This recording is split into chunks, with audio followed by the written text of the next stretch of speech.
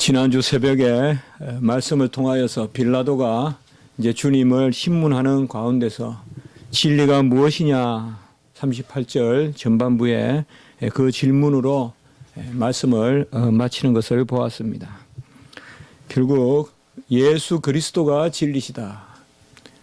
내가 길이요 진리요 생명이고 또한 진리가 너희를 자유하게 하고 진리가 거룩하게 한다. 이것이 요한복음 우리가 지금까지 본 말씀의 큰 주제라고 하겠습니다. 주님 자신이 진리입니다. 주님은 죄가 없다 해도 반진리고 죄가 있다 해도 반진리입니다. 주님은 죄가 없다 해도 틀린 말이요. 또 맞는 말이기도 해요.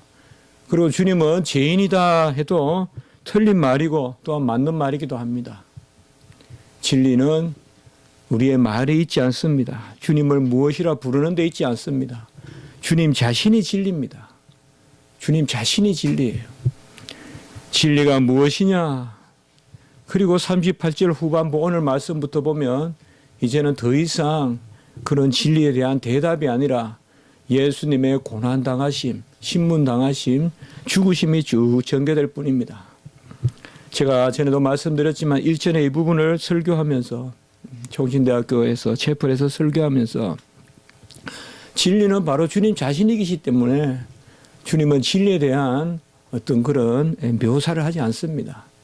자기 자신이 죽으시고 수모당하시고 부활하시고 그게 진리입니다. 주님의 몸이 진리고 주님의 삶이 진리고 주님께서 이루시는 것이 다 진리인 것입니다. 바로 주님께서는 자기 자신이 진리임을 우리에게 증거하시기 위하여 이 땅에 오셨습니다. 자신이 진리이고 아버지가 진리이심을 드러내시고 바로 자신을 통하여서 삼위일체 하나님의 영원전의 뜻을 우리에게 드러내시는 것입니다. 그러면 빌라도에게는 진리가 무엇이었을까요? 저는 오늘 말씀을 통하여서 진리관을 한번 생각해 보고자 합니다. 진리 자체는 주님이시고 그러면 빌라도에게는 과연 진리가 무엇이었을까? 그리고 또 예수님을 넘긴 그 유대인들에게는 진리가 무엇이었을까? 빌라도는 예수님을 밤새 신문하고 오늘 보면 후반부에 그에게서 아무 죄도 찾지 못하였다라고 이렇게 말하고 있습니다. 분명하게 진리입니다. 빌라도가 신문을 했고 재판을 한 것은 옳습니다. 아무 죄도 찾지 못하였다. 그러나 이것이 빌라도의 진리관을 보여주지는 않습니다. 알되 그것을 과연 참되다고 믿느냐? 이것은 미묘해 보이지만은 우리의 삶 가운데서 매일 드러나는 현상입니다. 분명히 그렇게 알고 있습니다. 주님은 죄가 없다고 알고 있으면서도 그러면서도 주님을 넘기고 그리고 주님을 채찍질 하도록 넘겨주는 그것이 바로 빌라도의 모습입니다. 분명히 그는 똑똑한 총독이었습니다. 입지전적인 인물이었고 역사상 보면 아주 전도가 유망했던 그런 로마의 청년이었고 또한 이후에 로마의 지도자가 됐던 사람입니다. 본국에서도 본디오 빌라도를 주목하여 보았고 사실 로마에서 항상 통치할 때 가장 골칫덩어리가 이 가나안 땅입니다. 거기에 빌라도를 예루살렘에 총독으로 보냈기 때문에 얼마나 이 빌라도가 주목받는 인물인지 알 수가 있습니다. 역시 그는 똑똑했습니다. 예수님의 죄가 없다는 것을 간파하고 있었습니다. 그리하여 진리를 선포했습니다. 그 진리가 뭐냐? 예수님의 무죄성을 이야기하고 있습니다. 나는 그에게서 아무 죄도 찾지 못하였느라.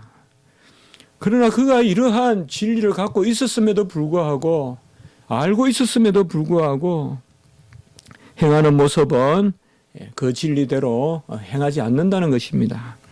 예수님이 죄가 없었다고 한다면 그는 무죄다 하고 석방해야 되는데 이 빌라도는 유대인들과 타협책을 찾습니다. 그것이 바로 39절에 보면 유월절에 한 사람을 방면해 주는 일종의 사면을 하는 그런 전례가 있습니다. 구약시대 때 도피처와 같은 그런 역할을 했다고 볼 수 있겠죠. 이것은 율법에 나오는 것이 아니라 그들이 만든 것이에요. 바리새인과 서기관들이 만든 것이고 또 그러한 것과 더불어서 또 로마가 인정한 것이고 일종의 로마로 봤을 때는 사면이고 또 유대의 그런 전통으로 봤을 때는 도피처의 역할을 하는 것이라고 볼 수가 있겠죠. 내가 유대인의 왕을 너희에게 놓아주기를 원하느냐. 여기에서 어법이 틀려진다는 것을 볼 수가 있습니다. 유대인의 왕으로 기소되었지만은 예수님은 유대인의 왕이 아니지 않습니까? 그들이 예수님을 기소한 유대인의 왕은 진정한 유대인의 왕, 바로 영적인 왕국을 다스리고 우리를 위하여 죽으시는 그 그리스도의 왕국의 왕이 아니지 않습니까? 분명한 진리는 맞아요. 유대인들이 유대인의 왕이라고 했을 때 맞는 이야기입니다만은 유대인들은 예수님을 우리를 위하여 대속의 생명을 죽으시고 대속의 죽음을 죽으시고 그리고 우리에게 자기 자신을 주심으로 왕이 되시는 그 유대인의 왕을 말하고 있지는 않는 것이지 않습니까? 그러면 유대인의 왕이 아니다. 너희들이 기소한 것은 잘못되었다라고 말해야 될 터인데 본디오 빌라도는 유대인의 왕을 너희에게 놓아주기를 원하는가.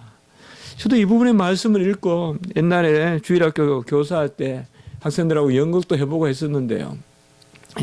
제가 진리가 무엇이냐 이 부분에 대해서 연극을 했던 기억이 납니다. 학생들하고 꽤 대사가 많아서 학생들이 상당히 힘들어했던 그런 기억이 있는데요. 상당히 참 본문을 우리가 마태마가 누가하고 요한복음을 같이 읽어보면 상당히 신문 과정이 만만치 않습니다. 그러나 조금 우리가 생각해 보면 한 사람 한 사람의 입장에서 살펴보면 다양한 어떤 군상들의 모습이라 할까요? 어떤 진리를 놓고 이제 예수님은 결국 진리로서 죽으시는데 이 모습을 볼 수가 있습니다. 그래서 빌라도가 유대인의 왕을 너희에게 놓아주기를 원하느냐라고 하는 것은 아주 타협적으로 성경은 이렇듯이 은근하게 인물들을 드러냅니다. 이것을 봤을 때 우리는 빌라도가 어떠한 사람인가 한번 생각해 볼 수가 있겠죠. 빌라도의 전기를 읽지 않아도 또 빌라도에 대한 여러 속설도 많거든요. 그가 어떻게 죽었는가 또 심지어 그가 예수를 영접했는가 이런 말도 있고 상당히 많은 말들이 있습니다만은 빌라도는 우리가 성경에 나오는 것만 봤을 때는 그는 분명히 뛰어난 그러한 정치가고 그러한 경륜이 있었지만은 마음에 어떤 타협을 하고 항상 진리 그 자체로 아는 대로 사는 사람은 아니었다. 특별히 오늘 19장 1절에 보면 이에 빌라도가 예수를 데려다가 채찍질 하더라. 저는 이 이에라는 이 부사에 많이 마음을 두어 보았습니다. 성경을 읽을 때는 항상 이 접속사라든지 부사 이런 것들을 염두에 두어야 되는데요. 헬라어로 보면 운이라고 하는데요. 이에 이게 바로 대표적으로 인과관계를 나타내는 것입니다. 이에 빌라도가 예수를 데려다가 채찍질 하더라. 분명히 빌라도는 예수를 무죄라고 했는데 38절 후반부에 이에 빌라도가 예수를 데려다가 채찍질 하더라. 이에라는 말은 우리가 볼 것도 없이 바로 자기의 유익을 위하여 이익대로 편리대로 정의가 무엇이냐라는 그런 샌달에 요새 글들이 있었고 저도 그것을 보았는데요. 그럼 처음부터 끝까지 다 공리주의잖아요. 만인을 편안하게 하는 것, 실용주의. 우리가 세상에서는 그런 철학을 요구할 수가 없죠. 세상은 정치 자체가 그렇고 국민이 법을 만드는 것도 투표를 해서 만드는 것이죠. 다수를 위한 다수의 행복을 추구하죠. 그러나 하나님의 나라에 역사는 그렇지 않습니다. 이해라고 하는 이 빌라도의 정의관 혹은 진리관은 다분히 많은 사람을 쫓아가는, 좋게 보면 공리주의고, 사실상 그것도 너무 사치스러운 이야기고 자기 자신의 유익을 구하는 것입니다. 결국은 자기 자신이 살아남기 위한 것이고, 어쨌든 군중의 소요를 막아야 로마 총독으로서 할 일을 하는 것이기 때문에 그것을 막는 것입니다. 우리가 살아갈 때 내 자신이 얼마나 아는 대로 행하는지를 판단해 볼 수 있는 그런 바로미터가 있다면, 그것은 어떠한 일에 고난이 닥쳤을 때 고난이라는 것을 기준으로 옳고 그름을 판단하느냐 아니느냐, 그것을 우리가 생각해 보면 좋아요. 무슨 일을 했을 때 고난이 닥치면 마음이 약한 사람은 내가 잘못했다 생각해요. 스스로 낙심해요. 그래서 절망에 빠지면, 오늘 우리가 찬송 불렀죠. 부질없이 낙심 말고 기도하며 아뢰세, 기도하여 아뢰세. 어떤 고난이 생기고 어려움이 생기면 틀렸다고 생각해요. 그 고난과 어려움은 세상에서 오죠. 우리가 크리스천으로 살면서도 많은 사람들이 그렇다고 해주면 내가 하나님의 말씀대로 살아온 건 줄 알고 하나님이 역사했다고 생각해요.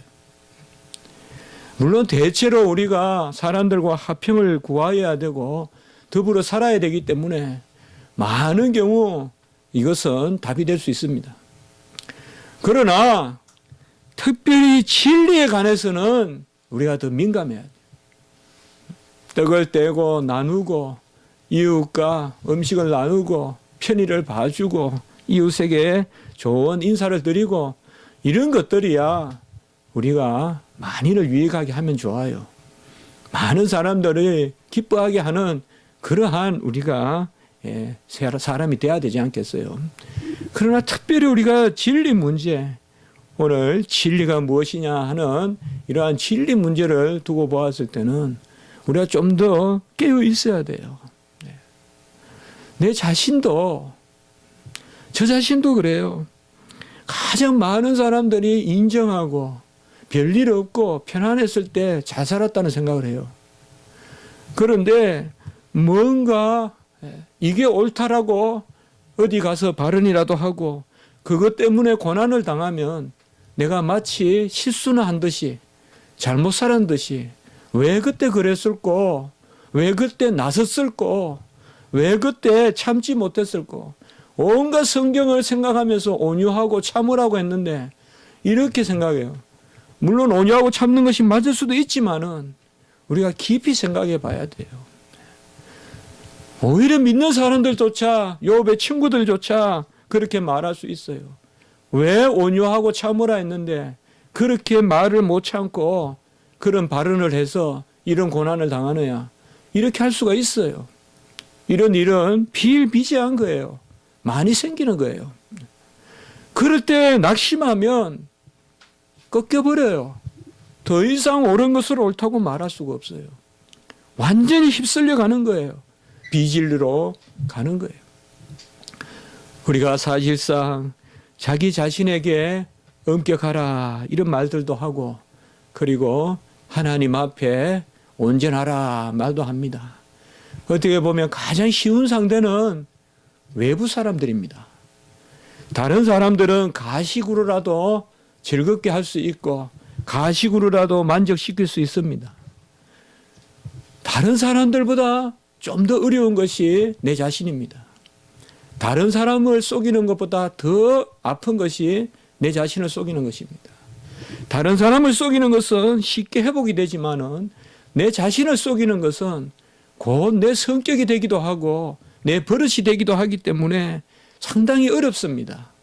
속이기 시작하고 속이는 것을 즐거워하기 시작하면 아주 버리기가 어렵습니다. 그래서 내 자신을 속이는 것을 더 조심해야 돼요. 이래 해보니까 되네. 이렇게 하면 되겠지 뭐. 이렇게 살아가는 것이죠. 이렇게 조금 양보하니까 편하네.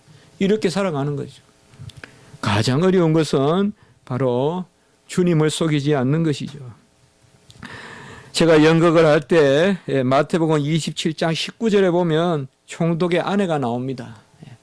이 총독의 아내, 빌라도의 아내가 저 옳은 사람을, 옛날 성경에는 죄가 없다라고 이렇게 번역을 했는데 이제 새 개혁 성경에서는, 개혁 개정판에서는 저 옳은 사람을 해치지 마라.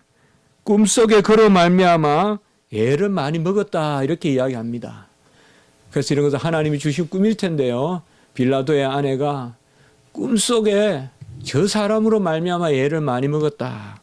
어떤 꿈인지 몰라도 정말 이 아내도 이런 진리에 대한 민감함이 있었는지 모르겠습니다만은 정말 우리가 진리냐 비진리냐 이런 것은 꿈에서조차 우리가 허덕이는 그런 주제죠.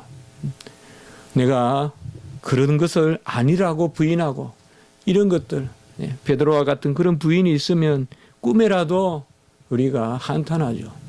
그래서 빌라도의 아내까지 이렇게 나오는 거 보면 왜 빌라도의 아내를 마태복음 27장 19절에 빌라도의 아내의 말을 등장시켰을까요?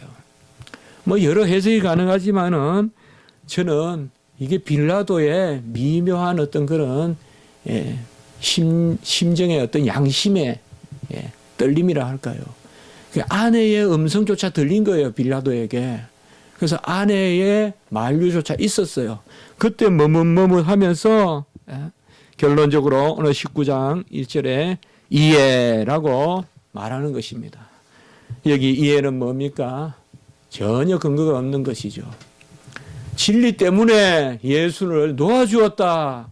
이해 이렇게 돼야 될 텐데 그게 아니라 진리는 예수가 죄가 없는데도 유대인들의 성화에 못 이겨 이해 예수를 다시 불러다가 채찍질하였더라. 결국은 자기 자신의 유익과 또 남에게 보이고자 하는 그것 때문에 예수님을 채찍질하는 것이죠. 예수님을 죽음의 자리로 내모는 것이죠. 이스라엘 백성들에게는 진리가 무엇이었을까요? 이스라엘 백성만큼 진리에 민감한 백성도 없을 것입니다. 우리가 시편을 요사에 계속 보지만은 시편에 계속 같이 나오는 말씀이 인자와 진리 혹은 인자와 공의, 헤세드와 에메트, 바로 이 두 가지가 계속 나옵니다. 인자라는 말은 자비라는 말로도 나오고 긍휼이라는 말로도 나오고 공의는 의라고도 나오고 진리라고도 나오고 항상 이 두 가지가 함께 있습니다. 그러니까 이스라엘 백성은 무모하게 사랑만 구한 것도 아니고 또 진리를 구하면서 냉랭한 것도 아닙니다. 항상 이스라엘의 율법을 보면 틀을 남겨놓고 또 타인들, 이방인들 손을 대접하고 또 이웃에게 베푸는 그런 사랑이 있죠. 그 인자와 공의를 항상 함께하는, 바로 진리가 없이 사랑이 없고 사랑이 없이 진리가 없는, 이것이 이스라엘 백성들의 모습이었습니다. 그러나 그들은 이러한 진리를 저울질하는 가운데 사랑하는 것이 아니라 바로 진리를 넘어서고 부인하는 것입니다. 사실 이스라엘 백성의 패여감은 진리에 대한 거역입니다. 오늘 좀 미묘한 말씀일 수 있겠지만은 빌라도는 그렇다라고 인정하는 가운데서 세상의 처세술을 발휘했다면 유대인들은 그렇다는 그 자체에 대한 거부를 하는 것입니다. 예수 그리스도께서 바로 유대인의 왕이라는 것, 이것은 그들이 정면으로 예수님을 거역한 것입니다. 그들이 말하는 유대인의 왕은, 유대인의 왕이라는 것은 맞지만은 예수님의 역사는 항상 이렇거든요. 그는 죄인이면서도 죄가 없으시고 죄가 없으시면서도 또 죽으시고 항상 이런 것입니다. 이것을 역설이라고도 말하지만은 이것은 역설이 아니라 예수 그리스도의 십자가의 비밀입니다. 루터는 이것을 십자가에 숨어 계신 하나님의 역사라고 했고 그것을 십자가 신학이라고 불렀습니다. 항상 이 부분은 이렇습니다. 우리는 이미 가야바가 이야기한 것을 들었죠. 대제사장 가야바가 한 사람이 죽어서 모든 백성이 평안한 것이 낫겠더라. 이것은 분명히 진리가 맞아요. 진리예요. 한 사람이 죽음으로 많은 백성을 살리는 것이죠. 그러나 대제사장 가야바는 그 말을 주님의 대속의 뜻에서 한 것이 아니라 자기 입장에서 이야기한 거죠. 유대인들도 예수님을 유대인의 왕이라고 했을 때 그것은 예수님이 진정 유대인의 왕, 섬기는 왕, 고난의 왕, 자기 자신을 드리는 그런 대속의 왕으로서 유대인의 왕이라고 부른 것이 아니라 예수 그리스도를 바로 세속적인 왕으로 몰아붙여서 정면으로 진리를 거역하는 정반대의 것을 내세우는 것입니다. 유대인들은 진리 자체를 거부했습니다. 유대인의 왕은 어디에서 와야 됩니까? 사무엘하 7장 14절에 유대인의 왕은 바로 다윗의 가문의 아들에서 나와야 됩니다. 다윗의 씨에서 나와야 됩니다. 유대인들은 이것을 잘 알고 있습니다. 그 다윗의 씨가 누굽니까 지금? 예수님이시잖아요. 지금 유대인의 왕은 누굽니까? 에돔 족속 아닙니까? 이둠의 사람 헤롯 아닙니까? 그 헤롯의 가문이 유대 왕족 아닙니까 지금은? 그러면 분명히 하나님의 말씀 율법대로라면 예수 그리스도를 유대인으로 영접해야죠. 유다 지파에서 왕이 오신다는 것을 인정해야죠. 지금 이둠의 족속, 에돔 족속, 이것은 이스라엘 백성들이 왕으로 삼을 수 없는 거예요. 그 왕조는 비어있는 왕조예요. 이스라엘 역사에서. 사실상 끝나는 왕조예요.